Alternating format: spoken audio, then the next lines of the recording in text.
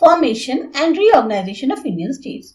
India आजाद हुआ और उसके बाद उसने कोशिश करी कि वो जो है इंफॉर्मेशन हासिल करे कि कैसे जो है प्रिंसली स्टेट्स को एक किया जाए।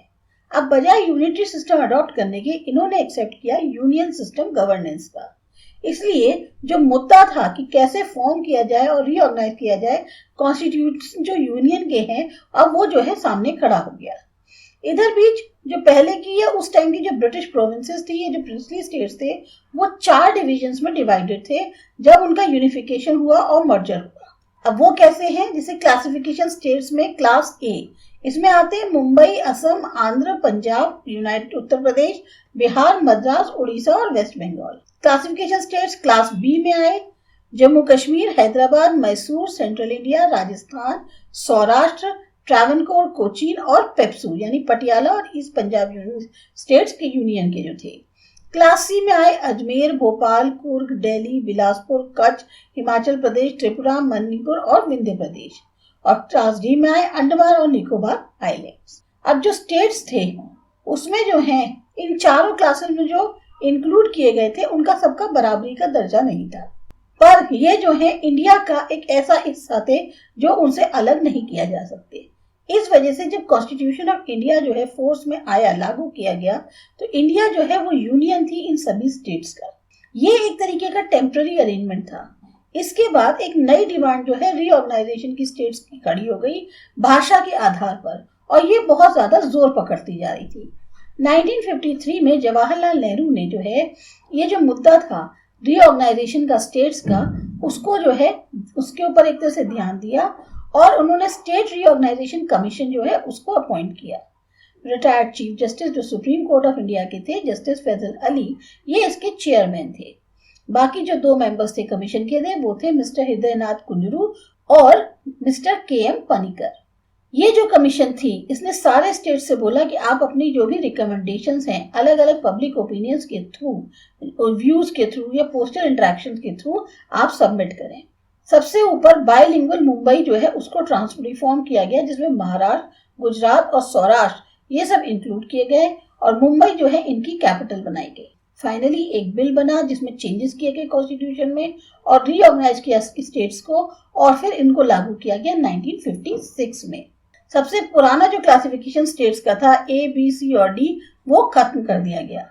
चेंजेस किए गए फर्स्ट अपेंडिक्स में इंडियन कॉन्स्टिट्यूशन के, और जो पहला क्लासिफिकेशन था उसकी जगह अब 2 पार्ट्स फॉर्म किए गए जिसमें कॉन्स्टिट्यूएंट स्टेट्स थे और यूनियन टेरिटरीज थी। 14 स्टेट्स जो इंक्लूड किए गए उसमें आंध्र प्रदेश, असम, बिहार, मुंबई, जम्मू कश्मीर, केरला, मध्य प्रदेश, मद्रास, मैसूर, उड़ीसा, पंजाब, राजस्थान, उत्तर प्रदेश और वेस्ट बंगाल थे। जबकि यूनियन टेरिटरीज में थी दिल्ली, हिमाचल प्रदेश, मणिपुर, त्रिपुरा, अंडमान निकोबार और लक्षद्वीप। फाइनली सेंट्रल गवर्नमेंट ने 2 सेपरेट स्टेट्स बनाए, महाराष्ट्र और गुजरात, मई 1960 को। 1 मई 1960, 25 मई 1960 को रिकॉग्निशन महाराष्ट्र का जो है एज अ स्टेट वो बना और उसकी कैपिटल बनी मुंबई।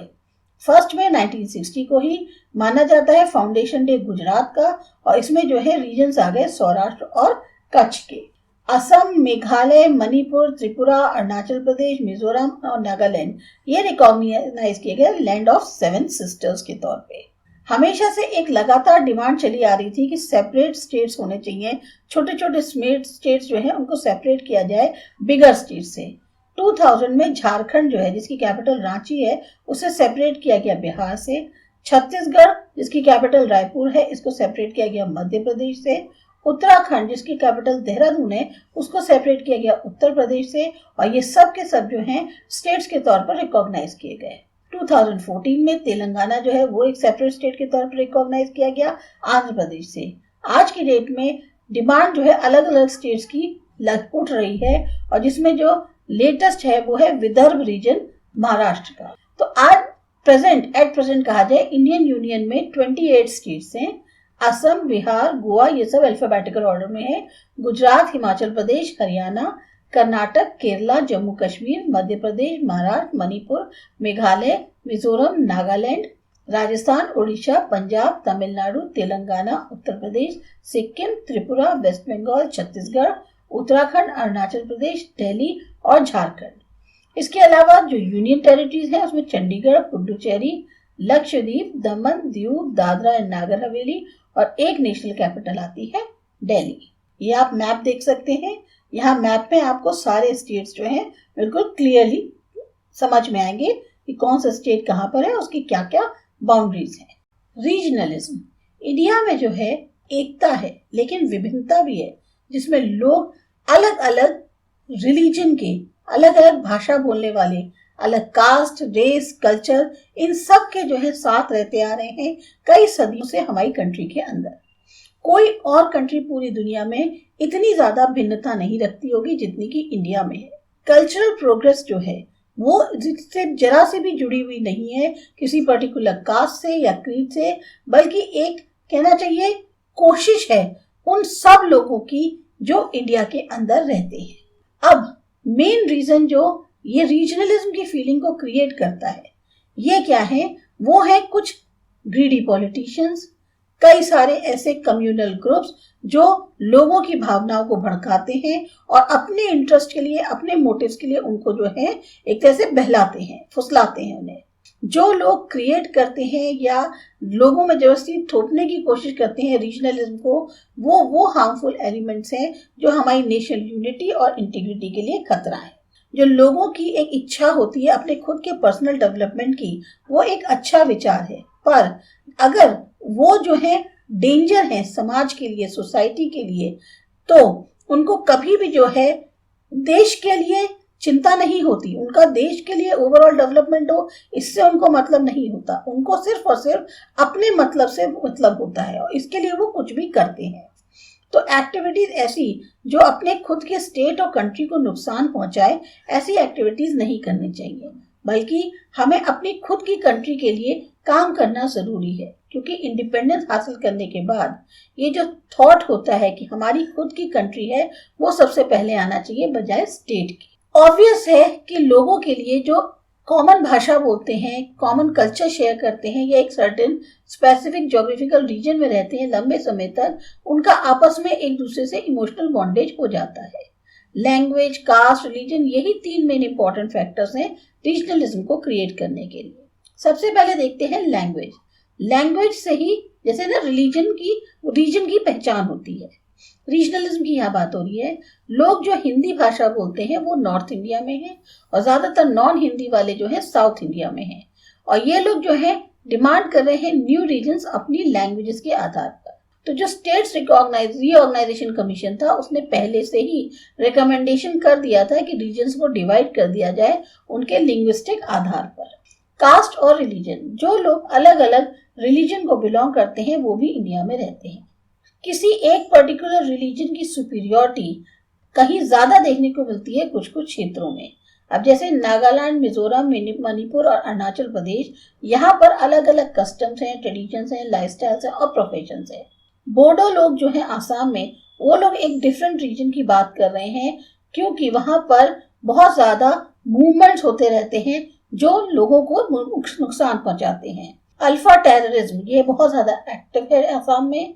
पंजाब और हरियाणा इससे अलग हो गए जो आप एक दूसरे से, वो रीजनलिज्म के कारण। इसी तरह से झारखंड बिहार से सेपरेट हो गया, छत्तीसगढ़ मध्य प्रदेश से और उत्तराखंड उत्तर प्रदेश से। जो डिमांड है एक सेपरेट विदर्भ रीजन की महाराष्ट्र से, वो अभी भी चल रही है। ये नेशन के इंटरेस्ट में नहीं है क्योंकि जो यूनिटी है कंट्री की वो ज्यादा इंपॉर्टेंट है बजाय एक पर्टिकुलर रीजन के डिमांड की। जो कॉन्स्टिट्यूशन ऑफ इंडिया है वो डिक्लेयर करता है इंडिया को सोवरेन, सोशलिस्ट, सेकुलर, डेमोक्रेटिक और रिपब्लिक कंट्री। जब से रीऑर्गेनाइजेशन हुआ है स्टेट्स का, रीजनल डिमांड जो है वो प्रायोरिटी नहीं होनी चाहिए, बल्कि जो यूनिटी है कंट्री की वो मेन एम होना चाहिए।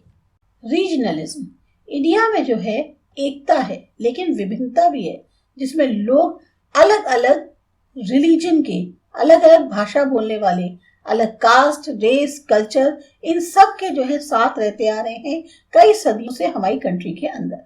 कोई और कंट्री पूरी दुनिया में इतनी ज्यादा भिन्नता नहीं रखती होगी जितनी कि इंडिया में है।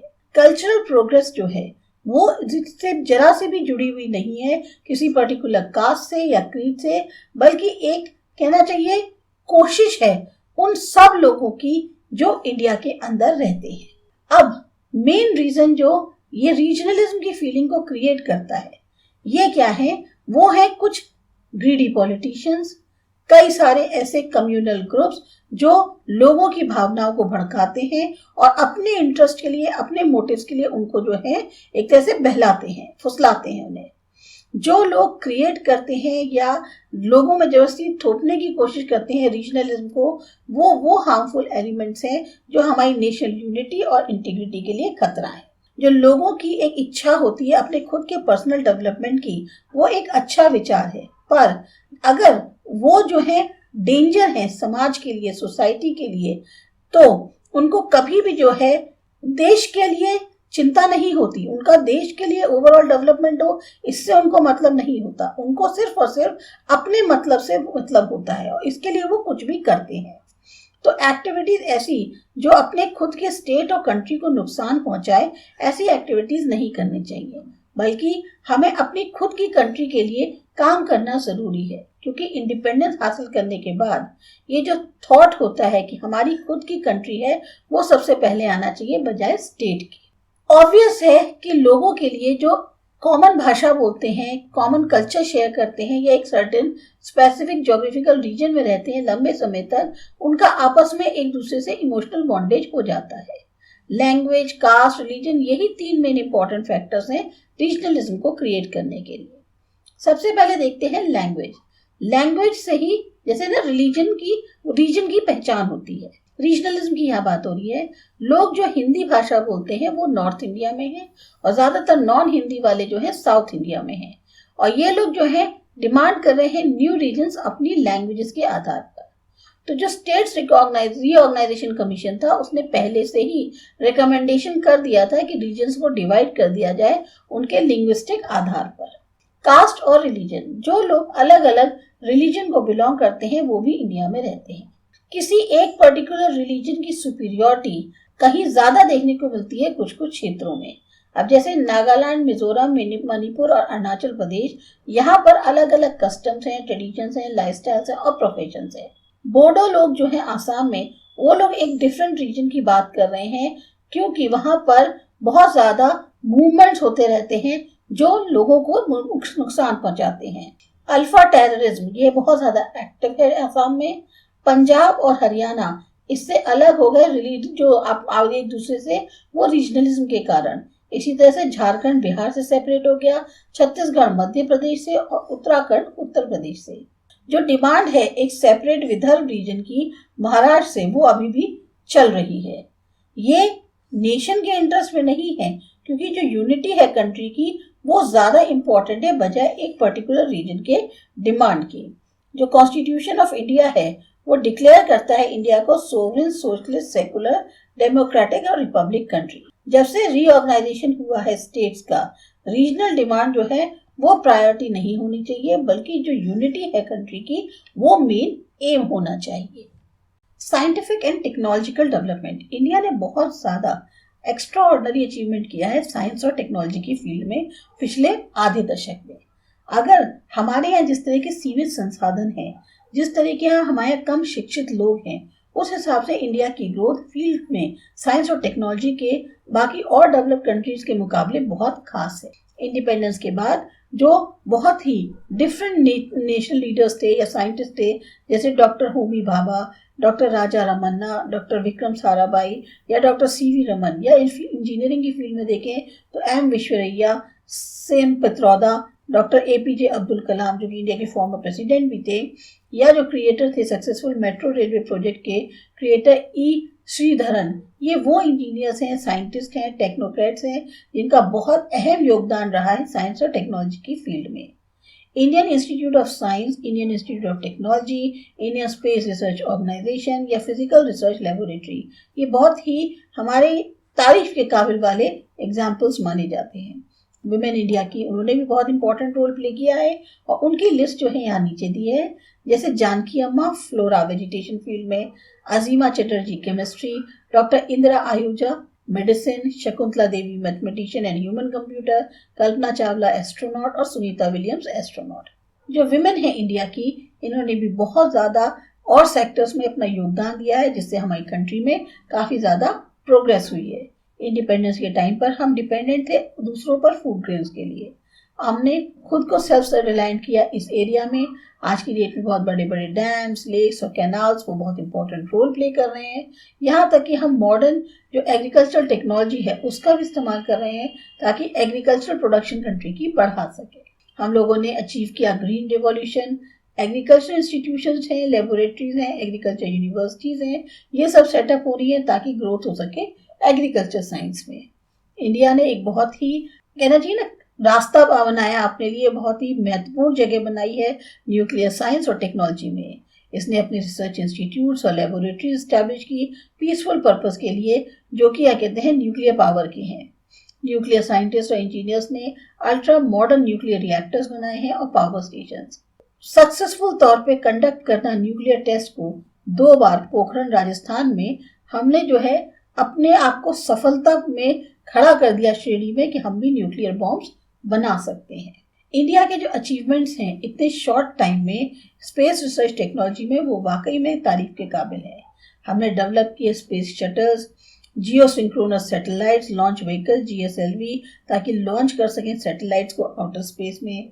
हमने सैटेलाइट्स लॉन्च भी करी आउटर स्पेस में। सैटेलाइट्स जैसे आर्यभट्ट 1975 में, भास्कर 1979 में, रोहिणी 1979 में, ये सब यूजफुल थे कि सक्सेसफुल जो है न्यूक्लियर टेस्ट जो हमने करे टेलीकास्टिंग में, education, weather, getting information about minerals, जो रिमोट सेंसिंग सिस्टम है उसके थ्रू। पिछले 1 दशक में हमने कई सारी प्रोग्रेस करी है टेलीकम्युनिकेशन और इंफॉर्मेशन टेक्नोलॉजी की फील्ड में। Computer, internet, mobile, smartphone, tablet, fax, email, Twitter और कंप्यूटर और व्हाट्सएप, इन सब की मदद से। और इंडिया जो है अब वो भी जो है डेवलप्ड नेशंस की रेस में आ रहा है।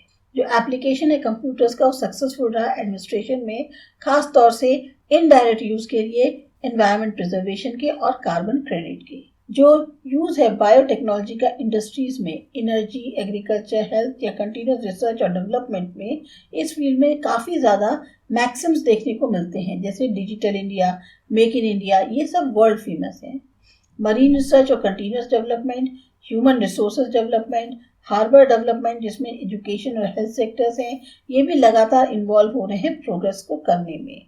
21 जून को डिक्लेयर किया गया है world yoga day United Nations के द्वारा, जो हमारे इंडिया के एक ग्लोइंग फ्यूचर को बताता है। तो ये था आपका चैप्टर, आपको अच्छा लगा, समझ में आया, सब्सक्राइब कीजिए ASA एजुकेशन। बाय।